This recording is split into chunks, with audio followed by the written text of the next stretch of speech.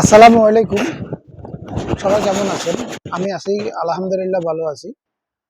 ভাইয়া আমরা আসলে আজকে কিছু কথা বলবো বিদেশ নিয়ে। আমরা বিদেশের নাম শুনলে চলি কতক্ষণে বিদেশ যাব, বিদেশে টাকার পাহাড় আছে, পাহাড় থেকে টাকা কেটে নিয়ে আসবো, এই চিন্তা আমাদের মাথায় থাকে। আসলে যারা বাস্তবতা আমরা যারা বিদেশে আসি, তবে আমরা একটা জিনিস মাথায় রাখি না যে আমি কি জানি, আমার কি দক্ষতা আছে। একমাত্র বিদেশের বাড়িতে আপনি কখন টাকা ইনকাম করতে পারবেন, যখন আপনি কোনো একটা কর্ম, হাতের একটা কাজ আপনি শিখে আসতে পারবেন। হাতের কাজ শিখে আছে, আপনার মূল্য আছে। 2 দিন আগে আর পরে আপনি অবশ্যই কাজ পাবেন। আপনাকে আপনাকে কাজে খুঁজে নেবে, আপনার কাজকে খুঁজে নেওয়া লাগবে না। আর যারা কাজ জানেন না তারা অন্তত কাজ শিখিয়ে আসার চেষ্টা করবেন।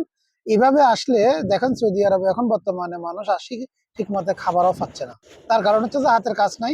বিদেশের নাম শুনি 5 লাখ টাকা খরচ করি, 4 লাখ টাকা খরচ করি সৌদি আরব চলে আসছে।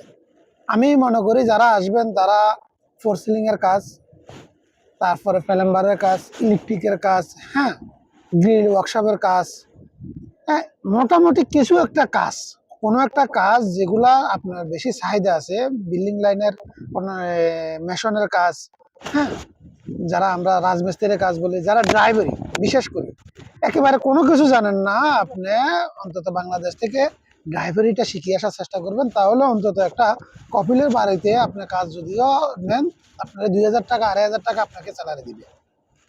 কি বলছি কথা বুঝছেন? এই কাজগুলো আপনারা শিখে তারপরে সৌদি আরব আসবেন আশা করি। নয়তো আপনারা বহুত কষ্ট করতে হবে। আমি নিজে এখানে আছি বর্তমান সৌদি আরবে। আমি দেখতেছি মানুষ কিভাবে না কাজ না কাজ কাজের পিছে ঘুরতেছে, কিন্তু কাজ তাদের পিছে ঘুরতেছে না। তার কারণে যে তারা তো কাজ জানে না। আমার পিছে কাজ ঘুরতে হবে। আমি কাজের পিছে ঘুরলে ভাইয়া কোনো লাভ নাই। আমার পিছে কাজ ঘুরতে হবে। আর আমার পিছে কাজ কখন ঘুরবে? তখন আমি একটা কাজ আমার জানা থাকবে, আমি একটা কাজ জানবো, একটা কাজ আমার অভিজ্ঞতা আছে, তখন আমার একটা কাজ ওই কাজে আমারে খুঁজবে।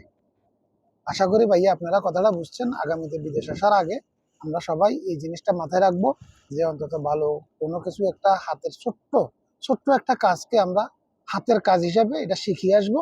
তারপরে যে আমরা বিদেশ থেকে কিছু পয়সা কামাই করে নেব। আমরা চাই প্রত্যেক বাংলাদেশি ভাই, আমরা আমার ভাই, আমার বন্ধু, আমার পাড়াপড়শি সবাই আসুক, সবাই আসি 2 পয়সা কামাই করুক, আমাদের ফ্যামিলি গুলা ভালোভাবে চলুক।